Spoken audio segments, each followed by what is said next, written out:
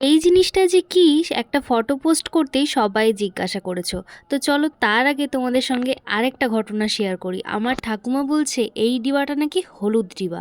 তোমরা বলো হলুদ? তো এবার। এটা হলুদ, এটা সবুজ। আমি তো রীতিমতো হলুদ ডিব্বা খুঁজে খুঁজে পাগল, তারপরে দেখছি ওর না আমার ঠাকুমার কাছে ওই সবুজটাই হলুদ। তো যাই হোক, এই একটা বাতাবি, এটা হচ্ছে আমাদের পাশের বাড়ির ঠাকুমা দিয়েছে, সেইটা তো পরে খাবো। জাস্ট নুন চিনি মাখিয়ে রেখে দিলাম আর লঙ্কার গুঁড়ো। কিন্তু তার আগে ওই যে প্রথমে যে জিনিসটা দেখিয়েছিলাম সেইটা কি জিনিস এবার বুঝতে পারছো তো? এটা হচ্ছে রসুন। আমার ঠাকুমার যেহেতু বাতের সমস্যা আছে, তো সেই জন্য এই রসুন তেলটা আমার ঠাকুমা খায়। আর তার সঙ্গে আমিও খাই, গা হাত পা যন্ত্রণা ভীষণ পরিমাণে কমে যায়। এটা মাখতে পারলে তো আরোই ভালো হয়, কিন্তু সবাই তো আর মাখতে পারে না, তাই খেয়ে ফেলে অনেকেই।